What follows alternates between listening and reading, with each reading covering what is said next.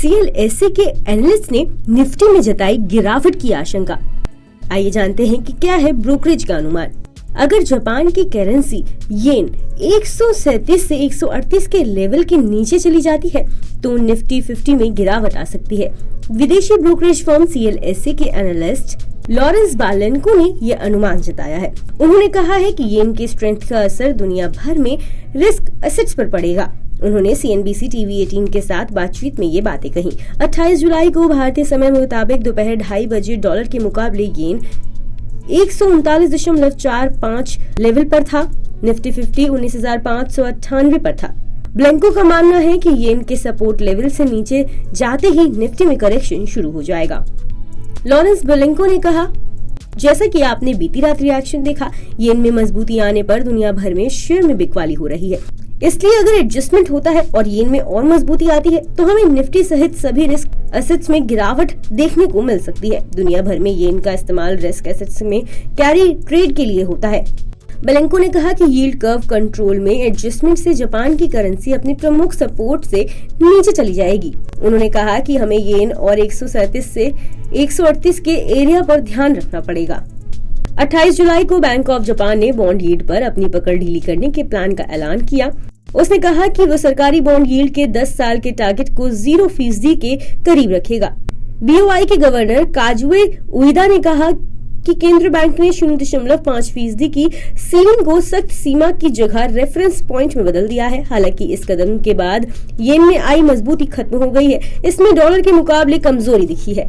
CLSA के analyst ने कहा कि प्राइस एक्शन को देखने पर चार्ट बताता है कि सटोरियों ने अब भी येन में शॉर्ट किया है, जो टोटल ओपन इंटरेस्ट का 40% है। इसका मतलब ये है कि बड़ी संख्या में सटोरियों को दूसरे देशों की करेंसी के मुकाबले येन में गिरावट की उम्मीद है।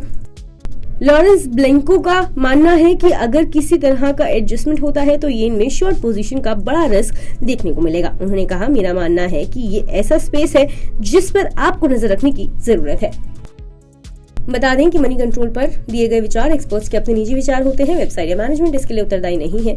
यूजर्स को मनी कंट्रोल की सलाह है कि कोई भी निवेश निर्णय लेने से पहले सर्टिफाइड एक्सपर्ट की सलाह लें।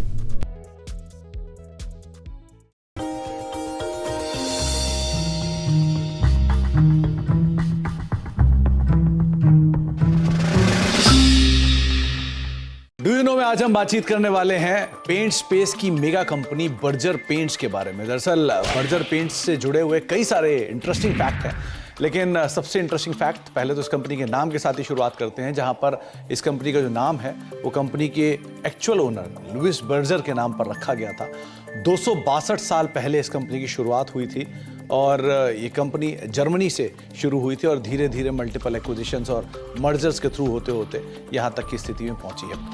इसके अलावा कुछ इंटरेस्टिंग फैक्ट में ये भी है कि ये दुनिया की 14वीं सबसे बड़ी पेंट कंपनी है, एशिया की 4थी सबसे बड़ी पेंट कंपनी है और भारत की दूसरी सबसे बड़ी पेंट कंपनी के तौर पर शुमार है और करीब करीब 15 से लेकर 20% के आसपास का मार्केट शेयर अपने स्पेस के अंदर कमांड करती है। हालांकि जो लीडर है उसका हाफ मार्केट शेयर है, लेकिन फिर भी कंपनी का एक स्ट्रॉन्ग मार्केट शेयर अभी भी कमांड करती है। बर्जर पेंट्स इंडिया में करीब करीब 99 साल पहले से कामकाज कर रही है और एक इंटरेस्टिंग पार्ट ये भी है कि 99 साल पहले इसका नाम था हैडफील्ड इंडिया, जिसके साथ इसने शुरुआत की थी कोलकाता में और वहां से धीरे धीरे फेरबदल होना शुरू हुआ। Hero MotoCorp, royal Enfield, Ashok Leyland, Tata Motors, TVS, Yamaha, साथ ही साथ hero group, Honda group, Bajaj group, ये सब वो ग्रुप्स हैं जो कि बर्जर पेंट का पेंट यूज करते हैं और अलग अलग व्हीकल्स जो हैं कंपनी के वो इन प्रोडक्ट यानी बर्जर के प्रोडक्ट्स के जरिए आप मार्केट में देख भी पा रहे हैं। साथ ही साथ एक इंटरेस्टिंग फैक्ट ये भी है कि एक समय पर बर्जर पेंट्स को श्री विजय माल्या ओन करते थे, जबकि उनके फादर मिस्टर विठल माल्या ने मल्टीपल एक्विजिशंस के थ्रू इस कंपनी को भी एक्वायर कर लिया था और लेटर ऑन कंपनी ने या फिर विजय माल्या साहब ने इस कंपनी को एक अच्छे हैंडसम प्रॉफिट के साथ करीब करीब $66 मिलियन के प्रॉफिट के साथ इस कंपनी को एग्जिस्टिंग प्रमोटर्स को बेचा। तो ऐसे मल्टीपल एक्विजिशंस एंड टेकओवर्स पिछले 99 साल की हिस्ट्री में बर्जर पेंट्स के अंदर आपने देखे हैं। साथ ही साथ बर्जर पेंट के साथ कुछ और इंटरेस्टिंग तथ्यों में से ये बांग्लादेश की सबसे पुरानी और साथ साथ सबसे बड़ी पेंट कंपनी के तौर पर शुमार है और करीब करीब 50% से ज़्यादा का मार्केट शेयर ये पेंट स्पेस में बांग्लादेश के अंदर कमांड करती है।